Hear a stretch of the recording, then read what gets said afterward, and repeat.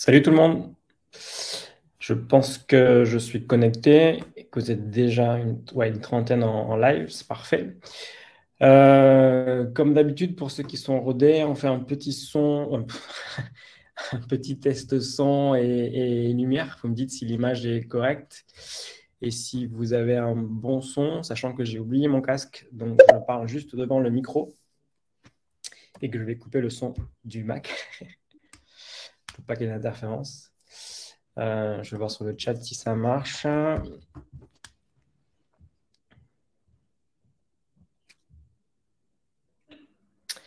Ça a l'air de bien fonctionner. Top. Ah, vous êtes déjà beaucoup. Il y en a plein que je ne connais pas. Donc, je suis ravi du coup d'avoir des nouveaux participants, de pouvoir échanger avec vous. Je vais prendre le temps, dans ce cas, de bien vous réexpliquer l'objectif des webinaires et le fonctionnement. Donc, l'objectif pour nous, c'est de pouvoir échanger avec vous et de vous offrir, entre guillemets, nos connaissances en préparation mentale sur soit des techniques, soit des exercices, soit des thématiques assez spécifiques ou très généralistes. Ça va dépendre un peu de ce dont on a envie et des fois aussi de ce que vous nous envoyez comme commentaire ou comme appréciation. Et en fonction de ça, on réagit et on propose d'autres sujets, d'autres thématiques. Donc ça, c'est l'objectif de ces webinars. On va en faire beaucoup dans les prochaines semaines. Le prochain étant le 23 novembre. Je lis mes notes pour ne pas me tromper. Le 23 novembre, et ce sera sur la thématique du profilage. On va parler de comment bien profiler psychologiquement les sportifs de façon très précise avec tous nos outils déjà existants, les tests, les questionnaires, l'observation, l'entretien. Voilà. Comment arriver à faire un bon profilage rapide mais efficace pour après enclencher soit un meilleur entraînement mental, soit un meilleur entraînement physique, athlétique, sportif, soit optimiser le recrutement de quelqu'un en sélection ou en centre de formation dans une structure de haut niveau ou peu importe la structure, mais optimiser le recrutement. Voilà. Donc ça, c'est le prochain webinaire qui aura lieu donc le 23 novembre, toujours à 18h, et d'autres vont arriver après, jusqu'à Noël. Et on va en mettre encore plein, une deuxième vague de webinaires à la rentrée 2022. 2021, c'est ça, 2022. Concernant ce soir, on va travailler sur une thématique très précise. On va travailler sur le flow et on va pour ça mettre en place le fonctionnement habituel, c'est-à-dire je vais vous proposer un travail sur 1 heure, une demi-heure, un peu moins, j'espère, 20 minutes pour moi de présentation sur qu'est-ce que le flow et comment du coup atteindre le flow avec 5 astuces ou 5 en tous les cas techniques qui sont indispensables pour aller vers le flow. Et un deuxième temps qui sera consacré à l'échange, au partage entre vous et moi. Je vous laisserai prendre la parole sur le chat ou sur l'onglet questions qui est juste à côté. Et vous posez vos questions. J'essaye de vous répondre en live autant que faire se peut. Ce qui veut dire qu'il faut que vos questions soient bien tournées, qu'elles soient bien écrites et que je comprenne à peu près le sens de ce que vous voulez savoir, sinon j'aurais du mal à vous répondre. Et puis, n'hésitez pas à être des fois très précis sur un sport, une pratique, un âge, etc. J'essaierai de vous répondre du mieux que je peux. Voilà, donc, 1 heure de webinaire ensemble, 20 minutes de présentation, et puis ensuite, on échange sur vos attentes, vos besoins et vos questions. Voilà, alors je vais refaire un petit point. Vous êtes un peu plus nombreux. Je vous ai pas dit, mais il y a Marc qui est en face de moi qui va vous envoyer des liens au fur et à mesure de la discussion pour vous partager soit des outils qu'on propose déjà en ligne qui sont en lien avec le flow, soit des références, soit des éléments complémentaires. Et ceux qui ne sont pas là, si vous avez des collègues, amis, potes qui ne peuvent pas être là, rien de grave, c'est en replay. On va enregistrer ça et vous aurez accès au replay toujours sur le site de Facebook, le site de Focus ou sur la page, le groupe privé de Facebook qu'on a sur le Focus, l'école de préparation mentale. Voilà, on met toujours en replay nos webinaires. Si vous êtes prêts, on y va. Vous êtes très nombreux, vous êtes inscrits pour ce soir. Ça veut dire que le sujet, je pense, vous parle particulièrement, vous intéresse. vous questionne et donc on va essayer de faire ça au mieux. On va travailler sur le flow. Alors, je propose avant de démarrer d'être d'accord sur qu'est-ce que le flow. Donc, on va définir ensemble ce qu'est le flow. C'est en fait assez facile. Le flow, c'est l'état mental optimal. C'est la zone, c'est le moment dans lequel votre cerveau fonctionne à plein régime, le moment où votre corps exécute des choses, entre guillemets, exceptionnelles ou très difficiles en tous les cas à exécuter, mais avec une grande simplicité. C'est le moment où vous avez mélangé plein de choses dans votre cerveau, de la concentration, de l'attention, des émotions positives, des objectifs, votre corps est chaud, il est rodé, il est préparé, etc. Vous avez un parfait ajustement technique, vous avez un parfait ajustement de vos pieds, de coordination, de vos yeux, etc. Tout fonctionne, tout ce que vous réalisez est facile. Vous êtes comme dans une sorte de bulle coupée de l'espace-temps. Tout en ayant quand même conscience de là où vous êtes et de ce qui se passe, mais avec une sorte de petit décalage ou de sensation d'être là et un petit peu absent. Et rien ne va vous arrêter, vos pensées sont fluides, elles vont et viennent, je dirais normalement, elles sont constructives. Vous n'êtes pas perturbé par des pensées distrayantes ou négatives, c'est limpide, c'est fluide, c'est presque magique comme sensation. C'est l'état que l'on recherche tous dans ce que l'on fait.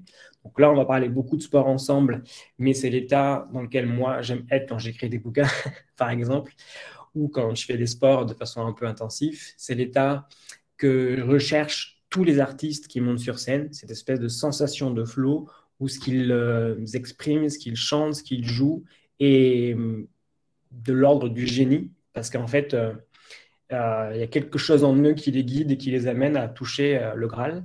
C'est l'état dans lequel on aime voir jouer Federer sur un terrain de tennis ou Djokovic ou Nadal ou peu importe qui, mais c'est dans les cas dans lesquels tout ce que les sportifs font est à la fois fluide, beau, esthétique et performant surtout. Voilà.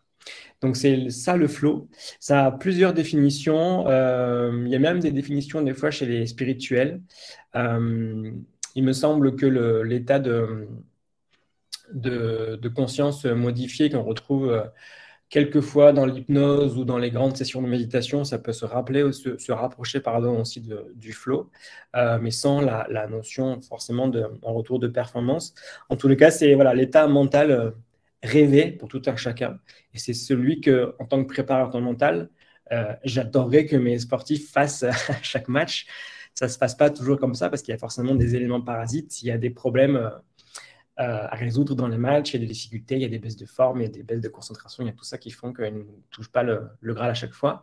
Mais c'est néanmoins ce que l'on cherche à atteindre, c'est-à-dire qu'on cherche à entraîner des sportifs pour nous mentalement et pour les entraîneurs classiques physiquement sur le plan technique, on cherche à les entraîner pour qu'ils atteignent le flow dans chacune de leurs courses, dans chacune de leurs rencontres, chacun de leurs matchs, qu'à chaque fois ils soient dans cette zone-là, parce que ça a un côté très euphorisant. C'est presque une drogue, hein, quand vous l'avez, ça devient vraiment ce que vous recherchez et c'est très addictif. Donc, c'est ce que l'on recherche. Ça ne marche pas toujours. Il y a des débats conséquents entre psy et préparateurs mentaux et neuroscientifiques pour savoir si tout le monde peut atteindre le flow. Je vous réponds assez directement, oui, tout le monde peut atteindre l'état de flow, mais il y a certains qui sont plus doués que d'autres pour aller vers ça. Il y a certains qui arrivent à atteindre le flow très facilement parce qu'ils savent presque tout seuls se mettre dans leur bulle et dans leur univers pour performer et que les éléments s'ajustent tranquillement dans leur cerveau et dans leur corps et donc ça se met en place très vite. Et puis ils ont aussi un cerveau qui est peut-être plus à même d'aller vers le flow parce que plus sensible, plus émotionnel, plus rapide, plus dans la connexion, plus en arborescence et donc ça amène aussi une sensation de flow plus rapide et souvent plus durable. Voilà. Mais néanmoins, ce que l'on recherche, nous, en tant que préparateur mental, c'est de faire en sorte que tous nos sportifs atteignent l'état de flow. Alors, comment faire pour atteindre ça? C'est un peu l'objectif de ce webinaire que l'on a appelé donc 5 astuces pour atteindre l'état l'état de flow. Comment on fait?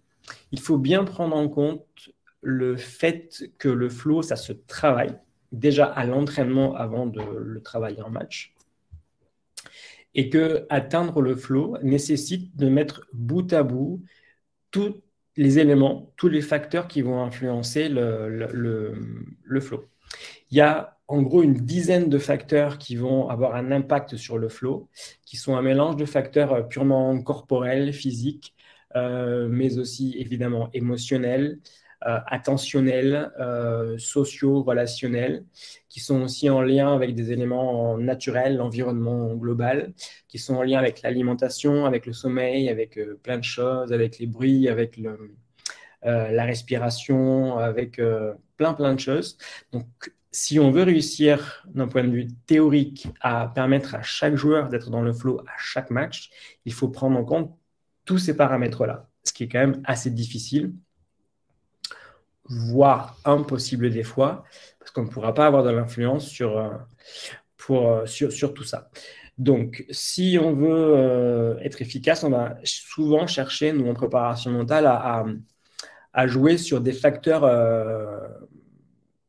globaux ou à mettre en place des éléments qui vont travailler un ou plusieurs facteurs. Alors, je vais commencer tout de suite et vous dérouler un peu le fil de l'histoire. Donc, la première astuce, évidemment, que vous connaissez, je pense, à peu près tous, qui sert de mise en action du flow, c'est le travail de routine.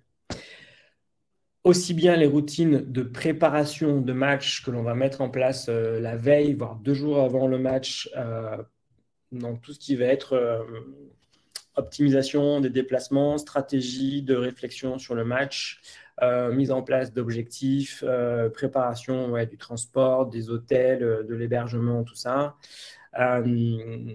Travail d'imagerie sur la salle, sur le contexte, sur la pelouse, sur le climat, tout ça, plus une projection sur les routines de performance, entre guillemets, que l'on va mettre en place juste avant de rentrer sur la piste, juste avant de tirer un penalty, juste avant de rentrer sur un terrain, qui sont vraiment en lien avec la performance pure. Donc, tout ce travail comportemental, cognitif, mais qui est aussi peut-être relationnel, toutes ces routines-là, elles permettent de déjà mettre le cerveau dans de bonnes dispositions et de l'amener tranquillement à aller vers le flow. Donc ça, c'est la première astuce, c'est le travail des routines. Ça semble comme ça très simple, mais ça mériterait 2-3 webinaires entiers parce que travailler les routines, c'est en fait assez complexe. Les routines marchent très bien si elles sont personnalisées et si elles sont contextualisées. Donc, il faut faire attention à ce que celles que vous proposez à vos sportifs leur conviennent à eux d'un point de vue de leur profil et de leurs besoins. Et il faut faire attention également à ce qu'elles soient faisables dans l'environnement dans lequel ils vont jouer. Sinon, ils vont être en difficulté parce qu'en fait, ce ne sera pas faisable. Et donc, ça va les contrarier, ça va amener de la cogitation et vous aurez l'effet inverse de ce que l'on recherche qui va être vraiment de créer du stress plutôt que de le restreindre. Donc, les routines, ça fonctionne très bien, c'est rien de nouveau. Tout le monde a en place des routines que l'on met tout seul en place de façon intuitive ou que l'on vous a conseillé, guidé pour faire. Mais tout le monde en met en place, elles fonctionnent. Elles ne fonctionnent pas toujours parce qu'elles doivent être vraiment réfléchies, travaillées, personnalisées et contextualisées. Et pour autant, gardez en tête que c'est un élément à mettre en place pour le travail du flow. Deuxième astuce que vous devez prendre en compte, et là c'est un énorme chantier, c'est le travail des émotions. Vous devez réussir à, j'allais dire manipuler, ce qui n'est pas tout à fait le terme, mais je parle comme un scientifique, vous devez réussir à proposer, à mettre en avant dans le cerveau de vos sportifs ou de vos clients, patients, des émotions qui seront constructives, efficaces pour l'atteinte du flow.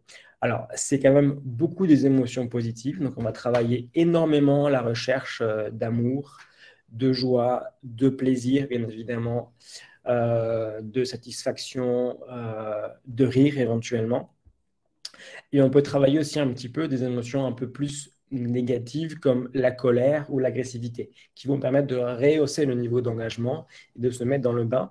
Donc là, c'est la même chose, ça marche très, très, très, très très bien, la recherche de travail émotionnel pour le flow, mais vous devez être très subtil parce que tout le monde n'a pas les mêmes besoins émotionnels. Et par exemple, l'amour, qui est une notion qui marche très bien sur certains profils, marche très peu sur d'autres. Inversement, la colère, qui marche très bien sur certains profils, marche très peu sur d'autres. Et en plus, c'est une émotion qui est très intense, la colère, et qui peut s'avérer vite contre-productive.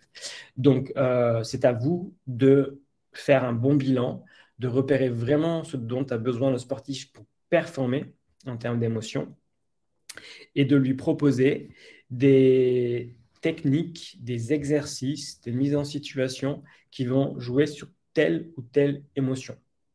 Donc là, il faut faire appel à votre créativité. Je sais que moi, ce que j'aime beaucoup faire là-dedans, c'est le travail avec les odeurs, les parfums, les lettres. Donc, je demande souvent à des proches d'écrire des lettres que je donne après le jour même aux joueurs, d'envoyer des vidéos, ce que font souvent d'ailleurs les managers d'équipes collectives où ils font des vidéos avec les enfants, les femmes, nanana, avant les matchs pour booster les joueurs. Ça marche très bien, mais juste avant les gros matchs, autrement ça devient un peu trop répétitif. Mettre en place des images, des couleurs qui vont stimuler émotionnellement des films, ce que vous voulez, qui vont permettre de créer un mindset et une émotion particulière utile avant chaque performance. Troisième élément que je travaille énormément et de plus en plus, et qui pour le coup est souvent négligé par les sportifs et l'encadrement sportif, c'est l'autocompassion. C'est-à-dire avoir la stratégie de changer un petit peu la voix intérieure des sportifs qui souvent tournent en négatif en positif. Il faut trouver des astuces pour qu'ils se parlent intérieurement en positif, qu'ils arrivent à se parler, à avoir des messages dans leur tête positifs, des éléments vraiment constructifs où ils se renvoient des messages, je dirais, de non-violence, pour parler comme un bouddhiste, personnel. Donc pour ça, on fait appel souvent au passé.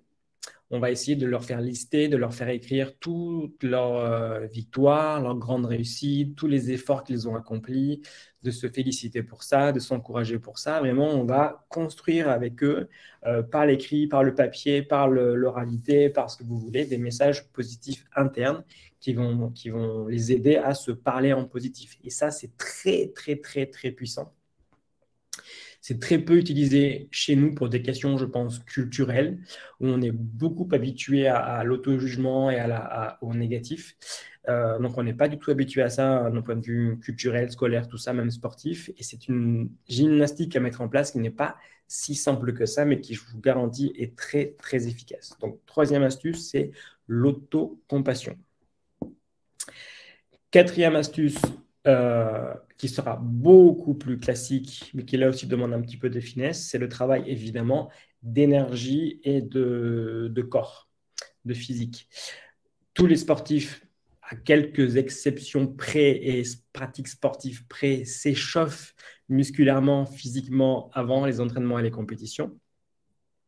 Donc, c'est l'échauffement, c'est la préparation, c'est le travail que l'on fait en équipe ou tout seul. On va chercher à stimuler certaines parties du corps. Là aussi, il faut être très fin et il faut que vous travaillez en jumeau avec les préparateurs physiques pour veiller à ce que la préparation physique, l'échauffement qui est fait avant les compétitions, corresponde véritablement aux besoins des sportifs. Il faut chercher à les activer au bon niveau d'activation. Et activer tous les éléments qui seront utiles d'un point de vue corporel. Et je pense beaucoup aux yeux. On n'active pas suffisamment les yeux à l'entraînement. Alors, de plus en plus, on voit des jeux avec les balles, avec le jonglage, tout ça. C'est exactement ce qu'il faut faire, c'est-à-dire travailler pour stimuler les yeux, le cognitif par les yeux, par des petits exercices très visuels, pour réussir à mettre une sorte de couplage entre les yeux, la tête et le corps. Voilà. Et chaque partie du corps doit être stimulée efficacement pour que tout ça soit coordonné. Mais vraiment, là-dessus, c'est un travail pour moi collectif, c'est un travail vraiment à faire avec les préparateurs physiques, voire les entraîneurs, pour faire en sorte que l'entraînement, enfin l'échauffement, soit optimisé et corresponde aux besoins soit de toute l'équipe, soit de chaque joueur, chaque individualité dans le collectif, ce qui sera plus chronophage à mettre en place, mais qui, chez les pros, est absolument indispensable. Et enfin, la cinquième astuce que vous devez travailler, prendre en compte pour atteindre le flow, c'est bien évidemment le travail sur le calme et le flow. J'ai regroupé les deux ensemble. Très sincèrement, j'aurais peut-être dû les diviser pour être encore plus précis, mais bon, on a limité à 5 astuces ce webinaire-là. Donc là, il faut que vous trouviez des astuces, des techniques pour trouver le calme optimal des sportifs et en même temps le niveau de focus, donc de concentration le plus élevé possible par rapport à leurs besoins. Juste avant, j'étais en entretien avec un média et je disais que ce qui m'influence moi beaucoup et de plus en plus dans ma pratique, c'était d'abord toute l'approche scientifico, tout ça sérieuse, mais c'est aussi beaucoup les arts martiaux. Je m'intéresse de plus en plus à ça et je m'inspire beaucoup des théories des arts martiaux, du taoïsme chinois, du bouddhisme, tout ça, parce qu'en fait, ils ont, chez certains, pas tous, mais chez certains, ils ont trouvé le parfait ajustement, notamment chez les guerriers pacifiques ou chez les pratiquants d'arts martiaux, ils ont trouvé le bon ajustement entre la sérénité mentale, psychologique, le calme mental et en même temps la capacité à aller au combat.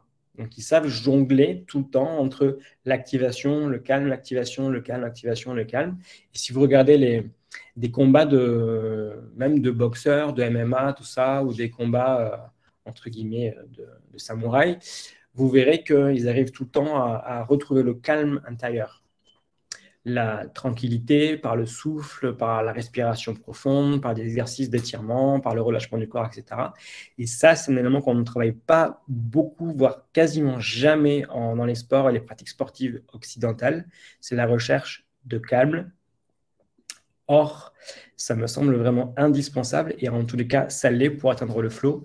Vous devez être dans le flow et vous y resterez si vous réussissez à vous stabiliser d'un point de vue de l'énergie au sens large, et donc du calme. Sinon, vous allez être dans la trop grande excitation et le flow va tomber tout de suite. Inversement, si vous êtes trop calme, vous êtes aussi dans une espèce de zone de confort ou de jeu tranquille, pas dans le flow, mais le flow s'atteint et se maintient si vous savez jongler avec le calme. Parce que dans le sport, ce qui est difficile, par exemple, moi, quand j'écris ou quand, je ne sais pas, peut-être pas un chanteur, quoique, mais que quelqu'un fait une performance qui est moins physique que le sport, eh bien, il n'a pas la fatigue physique qui va forcément l'impacter. Donc, son flow peut être beaucoup plus constant et durable dans le temps parce qu'il n'a pas le facteur physique qui vient le toucher et qui vient tout perdre du coup en énergie. Dans le sport, ce qui est très difficile et ce qui est encore plus dur pour des sports comme en effet les arts martiaux, la boxe ou en tennis, c'est que les matchs peuvent durer très longtemps et vous faire atteindre un niveau d'épuisement physique très vite important. Et donc, il faut savoir jongler avec cette espèce de calme et de focus. Donc, pour travailler ça, évidemment, on utilise beaucoup chez nous la méditation. Je dis chez nous, chez Focus, dans l'école de préparation mentale, on bosse avec la méditation. C'est un peu notre technique phare chez nous. Et on bosse aussi beaucoup avec le souffle. Donc, on apprend à respirer avec différentes techniques de respiration, voire de relaxation. Il y a même des sports qui sont experts là-dedans. Je pense en apnée. Les apnéistes, c'est les rois de la respiration et du souffle. Vous avez beaucoup à apprendre à travailler avec eux parce qu'ils ont développé tout un art, je dirais même, de la respiration, de la concentration avant de plonger. Et du coup, vous pouvez retirer de ces sports-là des éléments qu'on peut mettre dans notre pratique sportive. Et c'est à vous, selon votre niveau d'expertise et selon vos clients, à trouver à chaque fois le bon niveau de calme et de focus utile pour chacun de vos sportifs en fonction de son sport, des temps de match éventuellement et de ses besoins et de son niveau. Voilà. Donc, en résumé, il y a 5 astuces ou 5 facteurs que vous devez prendre en compte pour optimiser les chances d'aller vers le flow des sportifs que vous encadrez. C'est 1, les routines, 2, les émotions, 3, l'autocompassion 4, le travail du physique et du corps. Et 5, la recherche de calme et de focus. Voilà. En ciblant ces 5 variables-là, en mettant à chaque fois des éléments de technique ou d'entraînement, de développement, à chaque fois, vous allez du coup les mettre en place et tranquillement, vous allez aider vos sportifs à aller vers le flow. Et si vous démarrez un suivi, il ne faut pas mettre tout d'un bloc, ça ne marchera pas. Il faut y aller petit à petit. Il faut ajuster un peu les routines, mettre une séance de relaxation avant, mettre une musique particulière avant, mettre tel parfum, et puis on va augmenter comme ça les éléments au fur et à mesure, et plus on va avancer en âge et en expertise, et plus leurs éléments de flow seront nombreux, et en tous les cas, plus ils auront une palette disponible très très large, et ils piocheront à un moment donné sur ce qui les intéresse à l'instant T par rapport au niveau de la compétition et par rapport aux attentes qu'ils ont envers cette compétition. Voilà, j'espère avoir été assez clair, parce qu'il y avait beaucoup de choses qu'on pouvait dire sur le flow. Je vous avais dit 20 minutes, je fais 26 minutes, on n'est pas trop mal, je n'ai pas trop débordé. Je vais donc vous proposer maintenant de poser des questions. Je vous laisse me dire si vous avez tout compris, si vous avez des questions, des compléments sur le chat, sur l'onglet questions, et je vous réponds tout de suite. Je veux juste un petit coup et je vous réponds.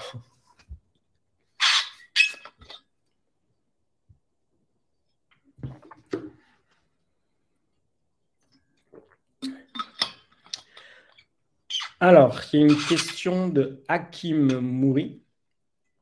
Enchanté Hakim. Est-ce que l'on va voir la préparation mentale pour les enfants et adolescents? Oui, oui, oui. La préparation mentale, elle est souvent proposée aux adolescents parce qu'en France, le sport est quand même, enfin, le sport en tout cas de haut niveau et intensif est souvent pratiqué par les jeunes adolescents. Adultes, les pratiques sportives changent et on a moins le temps de pratiquer le week-end, les soirées et tout ça, donc on pratique moins de sport et surtout moins en compétition. Donc souvent, on travaille auprès de jeunes sportifs adolescents entre 12 jusqu'à 18-19 ans. Donc ça, c'est à vous de voir ça. Et on peut travailler également avec des enfants. C'est-à-dire que l'intérêt pour nous, ça sera un peu différent. C'est souvent, enfin pour mon cas en tous les cas, moi je préfère bien former les éducateurs, les moniteurs, les entraîneurs à la préparation mentale, leur donner des astuces très simples qui après eux, ils retransmettent à l'entraînement aux très jeunes. Parce que les très très jeunes n'ont pas besoin en soi de beaucoup d'astuces, d'outils ou de gadgets. Ils ont juste besoin d'avoir des entraînements un peu plus psycho, un peu plus pédagogique des fois aussi, et ça passera à mon sens surtout par les entraîneurs. Donc j'aime bien pour les enfants déléguer mes outils aux entraîneurs, je trouve ça plus intéressant. Mais les adolescents qui commencent déjà à être un peu plus complexes, c'est bien de leur proposer, enfin c'est le luxe de leur proposer un suivi avec un préparateur mental. Voilà, il y a beaucoup de questions, je suis d'aller aussi vite que je peux. Michel Trébosque, que pour le coup je connais et que je salue, qui me demande, cela signifie que chacun a son état de flow? Oui, absolument. Chacun peut atteindre le flow, mais chacun va y arriver par ses propres moyens. C'est à toi de trouver, pour toi tout seul ou pour tes sportifs, qu'est-ce qui leur permet d'atteindre le flow le plus rapidement et d'y rester durablement. Et là, en gros, en théorie, c'est le même principe pour tous, mais en pratique, il y a des facteurs qui vont être plus influents sur chaque sportif. Ça va dépendre de leur profil psychologique, de leur sensorialité, de leur parcours de vie, de plein de choses. Et il faut distinguer à chaque fois. Et ce qui est bien avec eux, c'est de leur proposer plein de choses, plein d'outils, et après, eux, ils choisissent dedans qu'est-ce qu'ils veulent faire, en fait. Et par exemple, je vais prendre un cas très concret. La musique, ça marche quasiment à tous les coups. C'est un excellent stimulateur, c'est un excellent outil pour les routines ou même pour le travail de recherche d'émotions. Mais la musique, elle est personnelle. Et donc, tu peux leur dire, la musique, c'est génial, mais c'est à vous de choisir quel type de musique, quel genre de musique et quelle musique vous voulez mettre avant, 1 heure avant l'entraînement, 2 heures avant l'entraînement, juste après. C'est à vous de choisir en fait ce que vous voulez faire. Vraiment. Enfin, c'est pardon, à eux de choisir ce qu'ils veulent faire. Vous amener les outils sur la table et après, eux dedans, ils piochent ce qui les intéresse.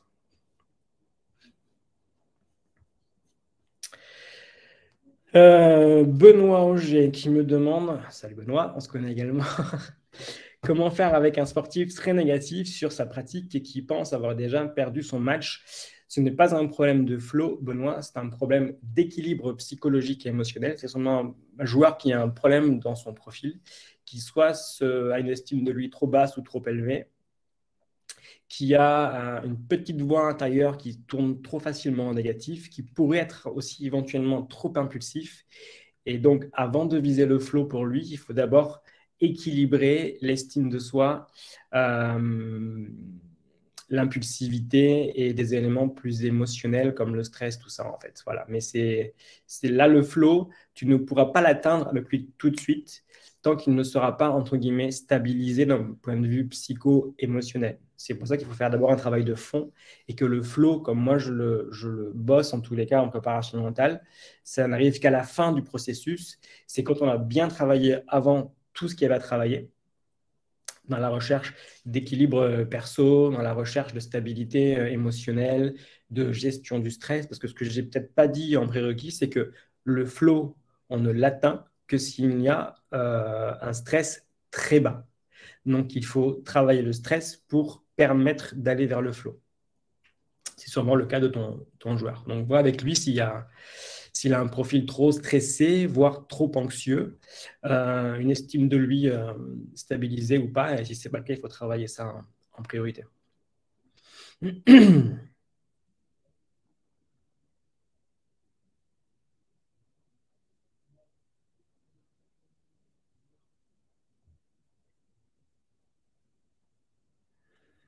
Il y a plein de questions. J'essaie de choisir des questions qui puissent parler à tout le monde. En même temps, il y a beaucoup de choses. C'est hyper intéressant.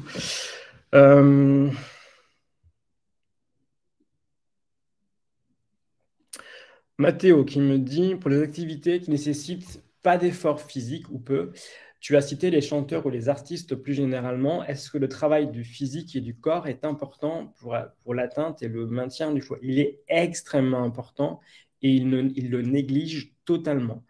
C'est pour ça que j'adore travailler avec eux, parce que souvent je leur dis on va travailler mentalement.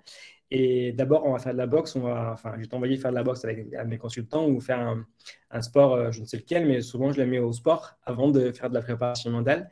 Pour les activités artistiques classiques ou en équitation ou des sports comme ça, ils négligent totalement leur corps et la régulation énergétique du corps. Donc, il faut leur imposer un travail d'échauffement physique, corporel. Il faut qu'ils s'activent d'un point de vue physiologique. Sinon, en effet, tout passe dans la tête et dans les émotions. Et il manque le troisième pilier qui est le corps. Donc, en effet, chez Mathéo, chez eux, quand tu bosses avec ces profils artistiques là ou ouais, artistes en général, ou hyper intellectuels, il faut revenir au corps. C'est la base.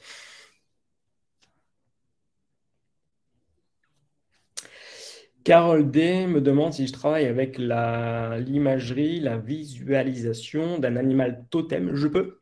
Dans le programme Sport et Mental que j'ai créé il y a maintenant déjà 4 ou 5 ans, je ne sais plus. Donc, il y a 5 séances sur Petit Bambou, notre partenaire là, de méditation. Et donc, dans le programme que j'ai fait pour eux, il y a une séance de méditation où je parle de ça, d'un animal totem.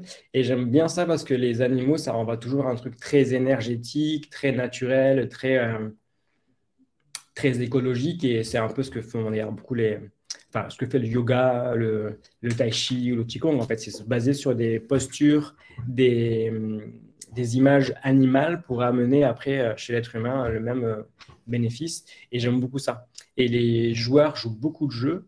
Alors, sans leur faire forcément un week-end chamanique où on va prendre leur animal totem par l'état de transe, on va rester plus basique que ça. Je vais leur demander quel animal ils aiment ou à quel animal ils aiment s'identifier sur un terrain. Bon, c'est souvent la même chose, c'est souvent le tigre, le renard ou le loup, ou un félin en général, ou des fois une tortue ou un truc comme ça, mais ça sera leur animal. Et du coup, de ça, on va faire une force et ça va être intégré dans le travail de routine, de méditation et donc d'atteinte du flow. Mais oui, c'est une très bonne question, Carole.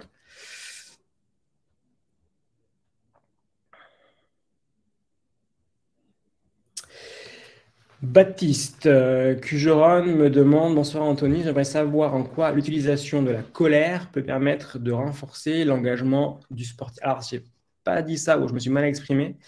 La colère, ça peut être utile pour l'activation physique, émotionnelle du sportif. C'est-à-dire qu'un brin de colère, d'agressivité, ça vous fait tout de suite vous surélever, ça vous élève le niveau de focus et d'attention.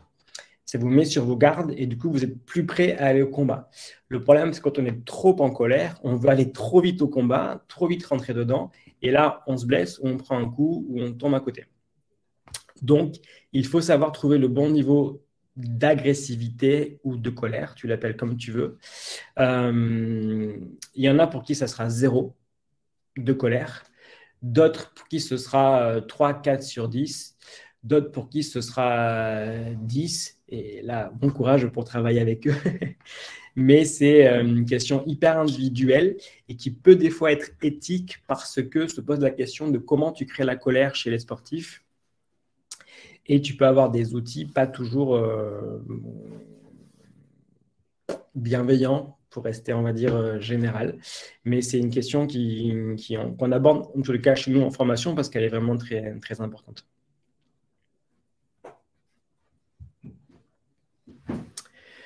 Ensuite,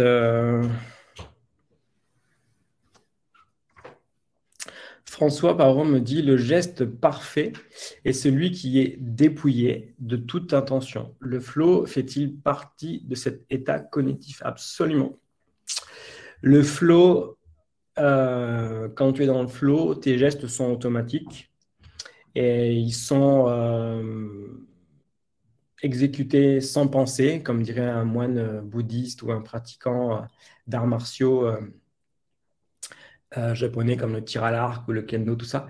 Le flow, c'est ça. Le flow, c'est ton cerveau et ton corps exécutent, mais sans qu'il y ait forcément une réflexion derrière faux folle, ou qu'il y ait une stratégie hyper rocambolesque, ou qu'il y ait des statistiques, ou je sais quoi. C'est naturel. Voilà. Ton coup droit, ton revers sort naturellement. La balle, tu sais où elle va aller tout de suite et tu n'hésites pas à la mettre à gauche, elle va à droite. Tu tires ton penalty naturellement. Bref, c'est limpide. Donc, c'est le geste automatique, c'est le geste sans pensée et presque sans intention.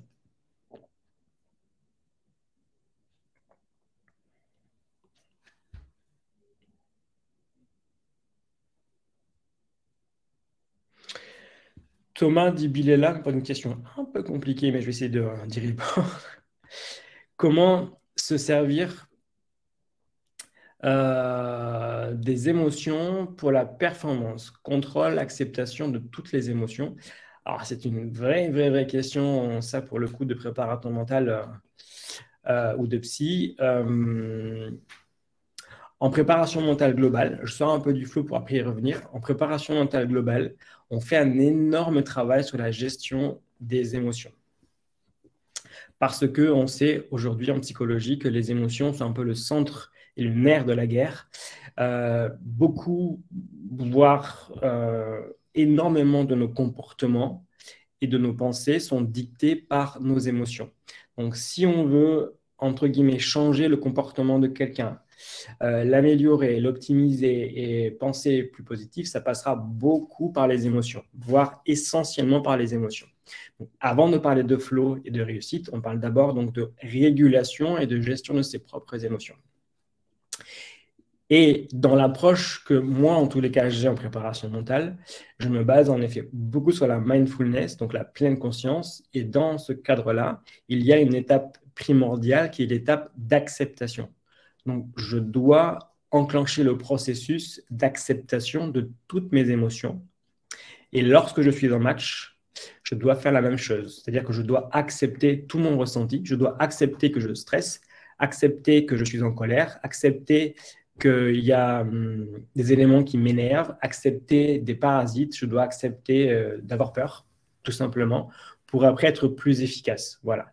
Mais si je n'accepte pas, l'émotion va tourner en moi, prendre des proportions extravagantes et ça va être un frein dans l'atteinte de mon flow. Et si je reviens au flow, du coup, quand je vous ai dit qu'il fallait travailler les émotions, c'est que justement, il faut mettre en place des émotions positives, constructives pour l'atteinte du flow. Et ce sera à vous, en amont, en tant que préparateur mental, de chercher quelles émotions vous sont utiles pour aller vers le flow. C'est quand même souvent la même chose. C'est souvent, je répète, l'amour, la joie, le plaisir, la satisfaction, la confiance, l'épanouissement, le partage. Tout ça, ça vous amène vers le flow.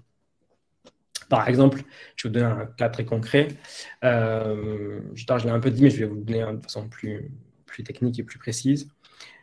Dans les grands matchs de fin de championnat ou les grandes courses, j'adore, et je fais quasiment ça tout le temps, m'appuyer sur les femmes ou les conjoints des sportifs avec qui je travaille. Et je leur demande d'écrire une lettre d'amour, entre guillemets, à leurs conjoints, qu'ils leur donneront, ou que je leur passerai moi, juste avant le match. Et ça, cette lettre, ça enclenche chez le sportif un sentiment de plénitude et d'amour, tout simplement, qui est extrêmement puissant. Et ça crée un mindset et un état mental, émotionnel ultra positif, vraiment. Ça met de côté la peur, l'anxiété, machin, le stress, et ça élève, quoi. Ça donne une force très, très importante. Donc là, on va travailler ce genre d'émotions positives, justement, mais que dans les grands matchs. Autrement, après, ça perd son intensité, ça perd son efficacité.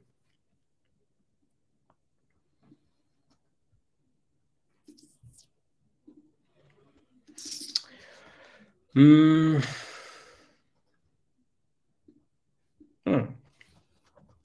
Diego Conk me demande comment faites-vous pour aider l'athlète à bien jauger et atteindre le bon niveau d'activation émotionnelle selon son profil et le type de sport pratiqué. Eh bien, il faut tester, tester, tester et retester. C'est pour ça que tout se passe d'abord à l'entraînement. On va créer des grilles, des fiches d'évaluation quantifiées entre 0 et 10 sur telle émotion, tel jeu, telle technique. On va voir à combien ça l'active à chaque fois. On va voir si c'est positif, si c'est trop, si c'est pas assez. Et on va mettre bout à bout chacun de ces éléments-là, de ces entraînements, et à la fin, construire son propre profil ou sa propre, entre guillemets, fiche, liste d'exercices et d'émotions à mettre en place avant les matchs. Voilà. Mais tout se passe d'abord à l'entraînement. Alors, c'est ultra individualisé. C'est pour ça que c'est un travail qui est un peu fastidieux et coûteux en termes temporels et matériels, parce que c'est vraiment, enfin, pour moi en tous les cas, c'est vraiment adapté à chacun des profils avec qui je travaille. Comme je n'ai maintenant plus que des profils, entre guillemets, de haut niveau, ce ne sont que des profils exceptionnels et complexes. Donc, il faut que tous mes outils soient adaptés à cette complexité-là. Et je passe beaucoup de temps avec l'entraînement et ils passent beaucoup de temps, après, sans moi aussi, à tester et retester. S'ils ont déjà un peu de la bouteille, ils ont déjà fait plein de choses avant, donc on a juste à reprendre un peu, à sophistiquer ou améliorer. Et s'il manque des choses, on va en créer et donc on va les tester pour voir comment ça fonctionne.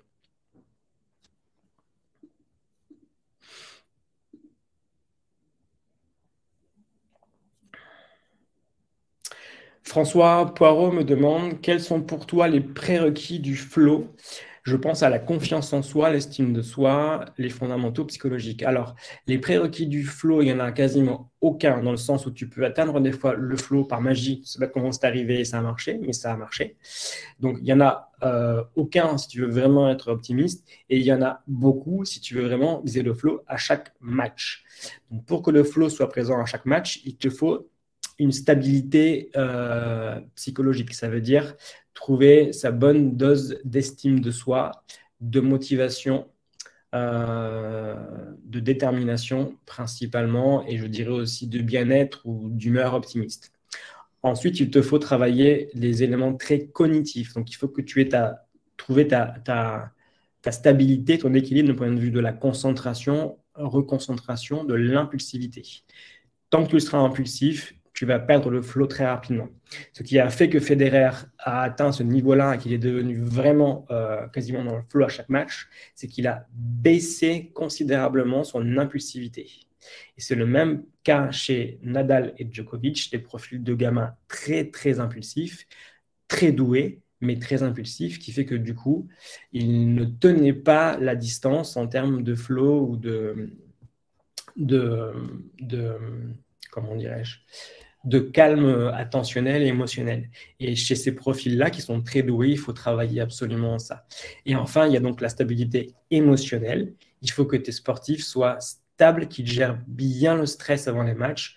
Tant qu'ils seront stressés, ils ne pourront pas atteindre le flow à chaque match et y durer.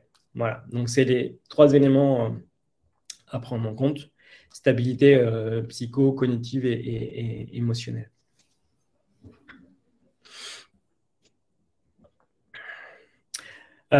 Du coup, Xavier Char me dit, est-ce que la lettre ne peut pas être une source de pression chez le sportif? Elle peut l'être si en effet tu la proposes à des sportifs qui ne sont pas encore stables. Moi, je vous parle de cas là, de sportifs avec qui je bosse depuis des fois 10 ans et qui sont plutôt stables émotionnellement. On a quand même un peu travaillé ensemble et ça a un peu marché. Donc, ils sont stabilisés et je peux leur faire ça et leur proposer cette lettre parce que je sais qu'ils sont en place, voilà, et que ce sera pour eux un plus, ça sera du bonus dans leur démarche de performance. Chez des jeunes joueurs, je ne ferai pas ça, c'est too much. Pour le coup, ça va déborder, en fait, ça va amener trop d'émotions, trop d'affect et ça ne marchera pas. Donc, c'est vraiment à mettre en place pour des joueurs qui sont déjà, entre guillemets, stables, équilibrés.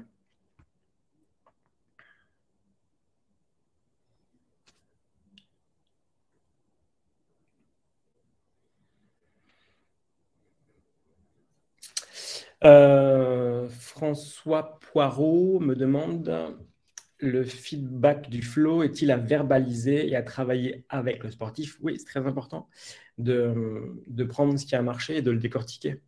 Donc, quand tes joueurs ont atteint le flow, bah, c'est très bien de leur faire retranscrire en quoi ils ont aimé ça, en quoi c'était intéressant, qu'est-ce qu'ils ont ressenti corporellement, mentalement, nanana, tout ça, et de voir s'ils sont en capacité, peut-être pas toujours, de repérer qu'est-ce qui les a amenés dans le flow, de façon à pouvoir le répéter après et un peu l'optimiser en fonction des manques ou des besoins qu'ils vont rencontrer. Donc, c'est un effet très important de verbaliser, de débriefer avec eux le flow quand ils le rencontrent. Jean-Jacques me demande comment maintenir l'état de flow sur du long terme. Bah, j'ai déjà un peu répondu, Jean-Jacques, c'est vraiment un travail d'équilibre, de stabilité globale dans le profil psychologique et après de recherche de compléments, de finesse, de personnalisation où je vais amener des éléments qui sont plus personnalisés sur les émotions, la concentration, tout ça. Et je dois garder en tête qu'il va falloir des fois que j'amène un petit peu de changement parce que le cerveau va se lasser très vite des routines que je propose. Et quand ça devient trop répétitif, ça me lasse, je perds en motivation et donc il est temps que je change de routine. On change une équipe qui gagne et on change également des routines qui gagnent. Il faut toujours aller vers l'optimisation et préparer des petits coups d'avance ou des petites astuces pour amener de la nouveauté. Les sportifs pros que je vois, certains, tu le sais, on le voit depuis 10 ans et on se voit depuis aussi longtemps parce qu'à chaque fois, j'essaye, c'est pas toujours ça, mais j'essaye d'amener une nouveauté, de la créativité, un petit plus qui font qu'ils ont toujours à apprendre, on a toujours à perfectionner. Et, chez les pros, on gagne du 1%. Chez les jeunes, on gagne du 15-20% très vite. Chez les pros, on gagne du 1%. Mais 1% plus 1% plus 1%, ça fait à la fin une victoire. Et ça se joue sur du détail, le très haut niveau.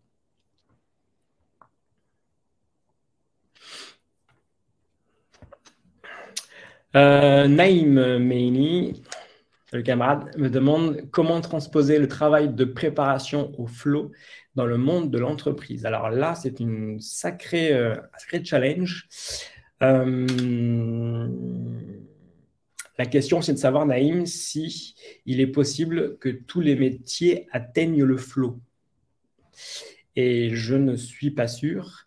Et donc, il faut déjà travailler ça et de savoir ensuite si c'est envisageable, si c'est un objectif pour les patrons, les entreprises, les dirigeants, de permettre à leurs salariés d'atteindre le flow des fois. Ça, c'est peut-être plutôt possible.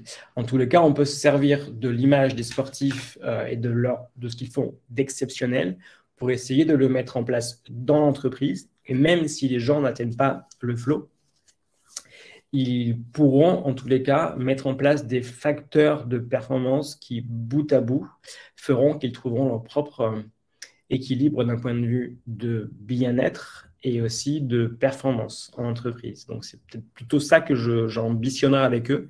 Peut-être pas l'atteinte du flow, mais l'atteinte d'une sorte de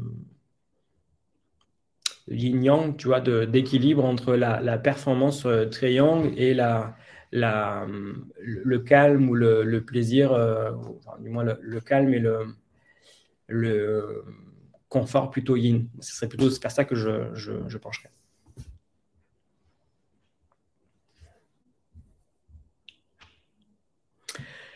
Jérémy Bonaccorsi me demande au niveau de cette stabilité émotionnelle, par exemple, si le sportif n'arrive pas à trouver sa stabilité juste avant le match et ne trouve pas une méthode pour amener cette stabilité, comment faire? Ma réponse sera très simple, c'est d'appeler un préparateur mental. Tout simplement. Il ne faut pas espérer, je crois, trouver son propre équilibre et sa stabilité tout seul. C'est pas mon cas du tout. J'ai vu moult psy, coach, instructeur de méditation, ce que tu veux pour arriver à ma propre stabilité émotionnelle. Et c'est la même chose pour les sportifs. Il faut trouver des personnages, pas forcément des psychologues ou des psychiatres ou des médecins ou je ne sais quoi, mais des gens qui vont t'amener de la connaissance, qui vont t'amener à développer des compétences, des techniques, des outils qui, mises bout à bout, vont te permettre de trouver ta propre stabilité émotionnelle. Et ça marchera si tu mélanges, je pense, les sources de connaissances et de compétences et que les gens que tu croises sont assez intelligents pour s'adapter à toi. Voilà. Il n'y a pas une méthode qui marche à tous les coups avec tout le monde. Il y a une méthode qui marche potentiellement avec beaucoup de gens si on sait l'affiner, la préciser pour chacune des personnes que l'on rencontre. Donc, Jérémy, si c'est ton cas ou le cas de tes sportifs, je t'encourage à proposer un accompagnement parce que seul, on n'arrivera pas à grand-chose. C'est trop complexe. C'est le travail d'une vie déjà pour retrouver son équilibre et le maintenir. Alors, tout seul, tu vas perdre du temps.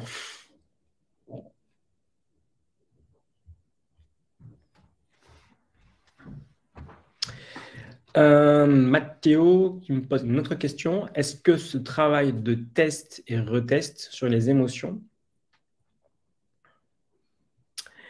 amène au flow à l'entraînement? Tu arrives à le faire pendant un suivi équilibré ou c'est plutôt un suivi de progression? Parce que j'imagine que ça demande beaucoup d'itération et de temps. Alors, Mathéo, en fait, le travail de test et de retest des éléments et des facteurs de flow se fait à l'étape 3 du programme, l'étape de focus. Donc, ceux qui ne sont pas rodés chez nous, en fait, on met en place un protocole de préparation mentale qui est assez cadré et structurant, qui est en 3 étapes. Étape 1, lucidité. Étape 2, acceptation. Et étape 3, focus. En clair, étape 1, je cherche à développer chez le sportif ou le danseur, l'artiste, qui vous voulez, la plus grande lucidité envers ses émotions, son ressenti émotionnel, ses pensées et ses comportements, ses besoins, tout ça.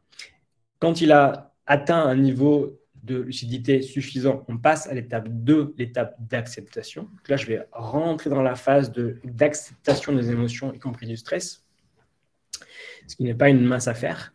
Donc, je vais faire en sorte de l'aider à lâcher prise un petit peu, à travailler son estime de lui, vraiment à mettre un socle d'acceptation très en place. Et lorsque j'ai ça, je passe à l'étape 3, je vais passer à l'étape de focus. Et c'est dans l'étape de focus, à la fin du protocole et de l'histoire, que je mets en place ce travail de test et retest des émotions ou de techniques de concentration, déconcentration à l'entraînement. Donc ça, Mathéo, tu le verras chez nous, comme tu es en ce moment en formation chez nous, tu le verras au mois de janvier. On en parlera un peu la semaine prochaine, parce qu'on va commencer dans 15 jours, parce qu'on verra un peu des éléments de focus.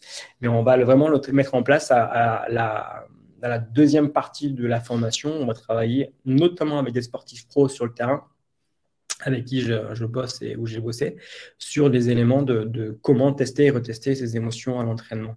Mais il ne faut pas se précipiter, encore une fois, ça ne marchera, Mathéo, que si tu respectes les étapes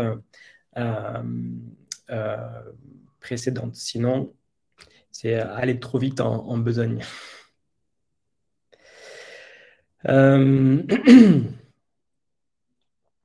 Thomas Rodriguez me dit comment gérer un moment de crise avant match malgré la préparation mentale, crise à propos de la non-atteinte du flow. Alors, si je te comprends bien, tu as un joueur ou peut-être toi qui n'arrive pas à atteindre le flow, ça t'énerve. Le flow n'est pas en soi un objectif. Je vais le formuler différemment et m'expliquer. Le flow est un objectif pour nous en tant que préparateur mental. Quand on sait qu'on a, quand le joueur atteint ça, on a bien travaillé. Mais ce n'est pas un objectif pour le sportif, parce que s'il ne pense qu'à ça, c'est comme ne penser qu'à l'argent, à la réussite sociale, à bien jouer, à être le meilleur ou à gagner, on est perdu. Vraiment. C'est un objectif qui est trop axé sur la performance et les résultats, et ce ne sera pas constructif pour le cerveau. Donc, le flow n'est pas en soi un objectif en tant que tel, c'est le résultat, c'est la conséquence de tout le travail que l'on a mis avant en place. Et il faut que ton sportif ou toi, vous vous fixiez sur des éléments de travail dans le match, dans la préparation, dans des choses très concrètes, très techniques, mais qui seront axées sur la tâche et non pas sur l'ego ou sur la réussite. Autrement, c'est sûr que c'est perdu.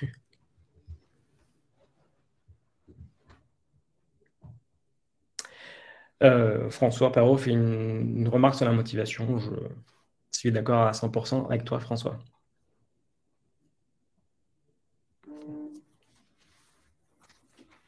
Oui, Thomas, François, en fait, le flow, c'est comme la confiance. La confiance n'est pas ce que je recherche moi en tant que psychologue, contrairement à ce que l'on croit souvent chez mes patients. La confiance n'est que le résultat, la conséquence de tout le travail que j'ai fait avant avec eux. Si je bosse bien chez mes clients patients, l'estime de soi, pour le coup, si je bosse bien leur gestion du stress, des émotions, la colère, si je bosse bien lâcher prise, si je bosse bien la concentration, ils vont avoir confiance en eux. Et ce sera le résultat, ce ne sera que la conséquence. Ce n'est pas pour moi en soi un objectif. Et je les encourage dès le départ à ne pas penser à ça. Il faut qu'ils me fassent confiance pour le coup. Moi, je vais les amener vers cet état-là de confiance, mais il faut qu'ils aient la stratégie mentale de s'en détacher pour viser des choses qui sont plus matérielles, plus concrètes et plus maîtrisables par eux-mêmes directement.